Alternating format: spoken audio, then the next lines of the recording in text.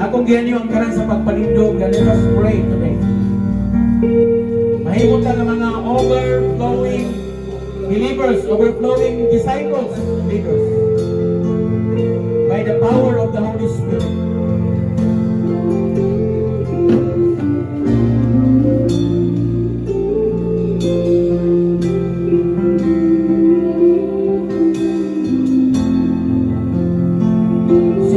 Chapter 3, verse 9. Yung ang word sa Ginoo din, the Lord is not slow in keeping His promise, as some understand His slowness. Instead, He is patient with you, not wanting anyone to perish, but anyone to come to repentance. Ang word sa Ginoo nag-ingon, that none should perish, but everyone will come to repentance. So, muna yung kasing-kasing ni Kristo Igsoon na wala'y usa nga malaglag, wala'y usa nga maimperno, wala'y usa nga malayo eternally diha sa presensya sa Ginoo. Kung dili ang tanan, pag-idulsol, magkapaton sa kinabuhi o kinabuhi wala'y katapusan. Hindi nga buntag mag-Igsoon na dungog na to ang pulong sa Ginoo. Naata karon sa great harvest. Ang panimduman na to, kato ng mga tao nga may flow sa Holy Spirit mag-receive meaning a great harvest. Kato ng mga tao nga may flow sa Holy Spirit makadawat meaning a great harvest, meaning a season, meaning a panahon. That's why we once again we commit our life before the Lord.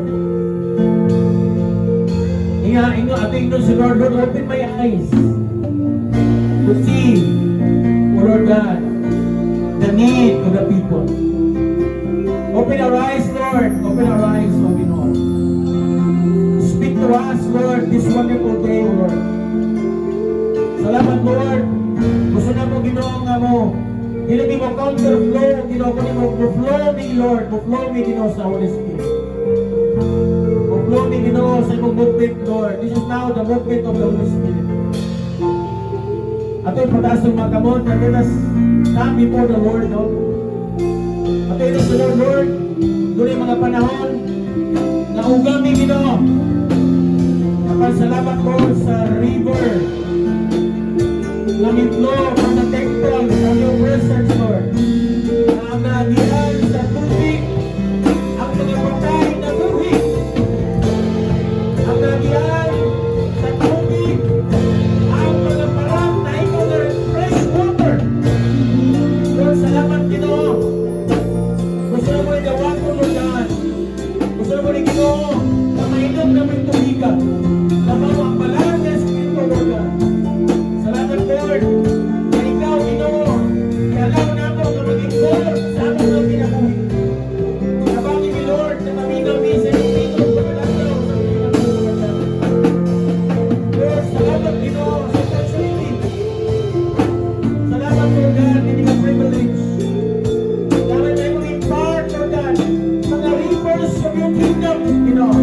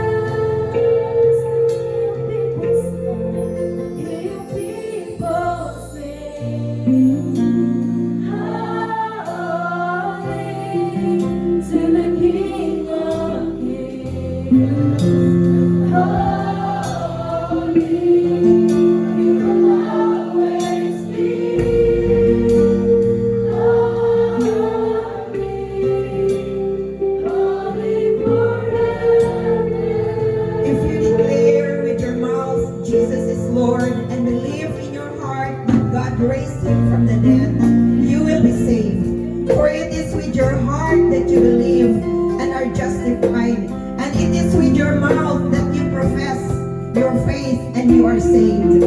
As the scripture says, anyone who believes in him will never be put to shame. Anyone who ever believes in him will never be disappointed. For everyone who calls on the name of the Lord will be saved.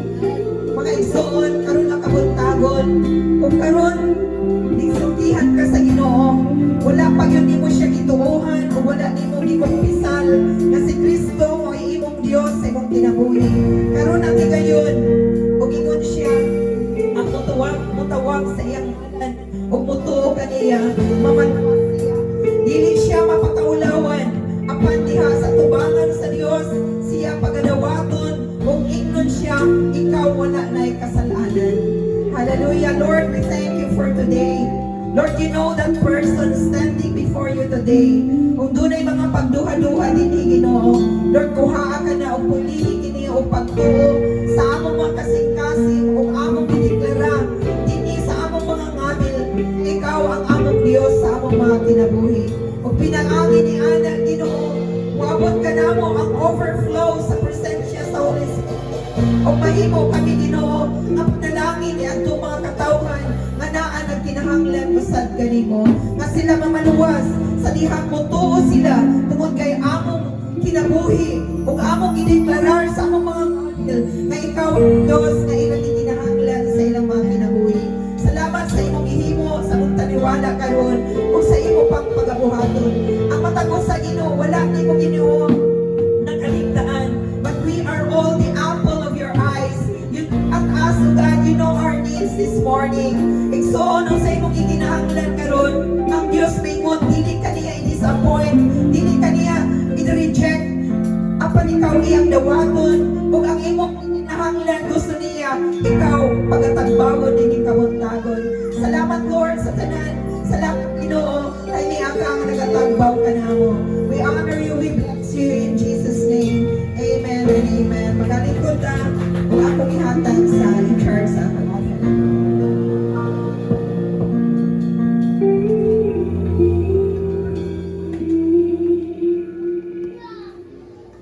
May buntag sa itong tanan.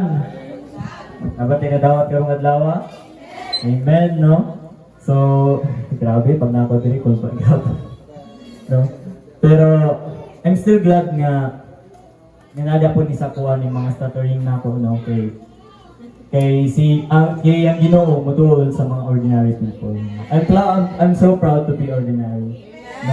Kay if dili pa lang ordinary, of course, wala ko dili karon, no? Wala ko ka-receive ka ng blessings na gipanghatag sa ako ni Lord these past few days. No, mo po nang isa ka take na ako nakuha na kay pastor. Thank you po pa sa word ning gi-share karon. Thank you sa opportunity na nag-speak ko diri even though cool ba, but go lang ingon same sa ingon ni Bishop Oriel. Balag unsay sa kalisod sa kinabuhi, go lang gyapon. Maski yun sa pera, so go! Maski yun sa go! Diretso, wala dinag kami yung nagbili. Go na diretso, yes na diretso. Ikabalo ka nga sa imo lang kaayuhan, dili na sa uban. But I'm not saying nga kanang kanya-kanya ta diri og kanang salvation, no? But other people is through God, iyang gamiton ng ubang tao para mapadol ka sa iyan. No, kanang himuon kita niya og ordinary people para mahimong maidol sa iya. No, another takeaway po na ko na akong pastor is ating God is close to independent people. No, another before, no, another kanang short story lang, no, katong wala pa ko anong panagsara ko diri tong invite ko nila panagsara ko gato diri, no. I dili mo singon nga garilize sa akong self, but kanang lagi kanang murag kanang mawala na ta magduol kay Lord ba, madlok ta may mong dependent sa mga tao nga imbis mo maka-increase sa imong kinabuhi. Makuha nung ka mawala nung ka gusto ni nung ka mahimong stagnant, no. So kanang sumoto panikamutan si Lord nini nanikamot sa kuha nga mapaduol ko sa mga dependent mga independent people na dependent kay Lord, no. Kanang grabe yung movement nga murag ambot kanang ma-shock talaga nga ako nanadiri karon trying to be independent but still dependent kay Lord, no? Trying kanang like sama sa kanang gi-share po before nag-start si pastor sa yang word, no? You can share if you can overflow. No, kung wala kay natun-an, mong lisod gyud ka og share sa uban, no? Pero problema po na sa ako, mong lisod kog share. But kaya balagi magtuon pa ko on how to kanang murag to share this overflowing feeling nga nasa ako kay murag kanang murag sama sa kanang bata pag gani nga mo yabo og tubig dili pa niya mayabo sa tamang baso, no, something like ing ana gali mo yana pa ako overflow ko pero wala pa na ako siya natarong og yabo sa ubang tao, wala pa na ako siya na yabo sa akong disciple sa akong soon to be disciple, no. Grabe po itong encouragement na gihatag sa ato ni Bishop Ariel na kailangan within 3 months or 5 months na natay ma-win na soul, no, ay kanang grabe gid pag story pa rin ako nag-overthink ako sa akong buhaton, no, kanang kani makukuha na ko mga ina ko kwarta kay MMM mga ko buwan 1,000 para lang ani nga kuan para lang makawinog soul yana ba kanang grabe naging mga kanang iyon man si pastor iyon si bishop na kailangan lagi kay plano, no, kay mo kay plano unsa yung paglihok kana pod kanang yana ba so overthinking ko aton sa buhaton nako. And then before before offering, no, I just want to share my devotion po kay Ina. Wadyo ko katulog kay Ina. No, even natulog ko for 4 hours pag mata na ko, devotion na lang din ko diretso parang kabalik ko tulog. And no, ang nabasahan is nasa Matthew 7:24, Matthew chapter 7 verse 24-27. Na-share na nako ni siya tong encounter, na-remind ko to ni Lord na kaning therefore everyone who hears these words of mine and puts them into practice is like a wise man who built his house on the rock. The rain came down, the stream rose, and the winds blew and beat against that house, yet did not fall because it had its foundation on the rock. But everyone who hears these words of mine and doesn't put them into practice is like a foolish man who builds his house on sand. Then the rain came down, the stream rose, and the winds blew and beat against the house, and it fell with a great crash. No, it reminds me though, at the same time, medyo na-relate niya sa offering kay ang atong Ginoo is wise yun na siya. So, for example, kung mubuhat tagbalay, dili man na sa ingon nga kuan lang, as long as naiatop, okay na. No, ang importante po is na siya foundation niya, mas yun sa matabo, mas yun sa mga bagyo nga may tabo sa imong kinabuhi, di na matumpag. So, the same thing sa offering, no, kung ato ra mo matutong gina-share nako nga kung mugugot ta sa kwarta, kanang grabe kanang hangak mo gugod sa kwarta pero pag Ginoo ta mo duol ang kwarta ni mo duol sa tuwa, no. Another revelation po sa ako kanang nganong magugod ta kwarta moro man gyapon si Lord may nag-create ana, so nganong magkalisod pa man ta nganong mabuo po nang gina-remind sa ako nganong maglisod man ka nganong madlok man ka, no. Po nang sa offering na we need to show God nga Lord kaning kwarta nasa mo karon imuha gyud ni Lord amo ning ihatag sa mo amo ning sacrifice ni butang nga imong gihatag sa mo nga for the meantime, for temporary time na, and we hope and pray na kani siya is mudako for his kingdom na for example katong sa kanang magwintag soul, no, kanang dili lang ta maka-focus sa isa ka soul but maka-focus ta og 12 nato, no. And ready na ba ato mga tithes ang offerings dia, no. No, I encourage everyone to stand, no, as we pray for our offerings. No. No, I also want to pray because this is like kanang murag individual desires nato sa tong kinabuhi. Dili man pod nga kanang ingon kanang dili mo pod nga ako mag-pray sa atong mga desires pod, but I also want you to be more intimate, no, more desperate, something ni Pastor, more desperate sa itong kinabuhi nga dili ta magkalisod, no, kay si Lord ang atong strength sa itong kinabuhi. And let us pray, no, let us pray for our offerings, no. Yes, Heavenly Father, Lord, thank you for this day, Lord God, and gihatag ka namo, Lord. Thank you for the presence, Lord. Thank you for the blessing, Lord, and gihatag sa everyday, Father. Thank you for the protection, Lord. Thank you for our pastors, Lord. Thank you for our leaders for all spreading us, Lord. sa among kinabuhi karon, always showing us the true prosperity, Lord, the true life, Lord God, na dapat na mabuhatin, Lord, which is to serve you, Father. And I pray, Lord, for our seeds, Lord God, our offerings, Lord, we sacrifice this, Lord, to you. This is to show, Lord God, that we are generous enough, Lord God, to give this back to you, Lord, for more blessings to come sa kinabuhi, Lord. I pray for our families, Lord. I pray for the lost souls, Lord God. Help us, Lord, na makunik ni sila, Lord. Help us, Lord, sa mga assignment, Lord, yung gihatag ka na mo, Lord God, na ma-attain na mo this year, Father. I pray, Lord God, for the great harvest this coming year, Lord God, and we declare, Lord God, and we manifest this, Father. And everything, Lord God, salamat kayo, Lord, sa mga sa salvation, Lord, sa love na yung gihatag ka na mo, Lord God. Sa pag-forgive ka na mo, Lord, sa mga sa kasalanan, Lord, and for always guiding us, Lord. Thank you, Lord, for everything you have done to us, Father. And we give back all the glory to you, Father. In the name of Jesus, we pray. Amen. Amen.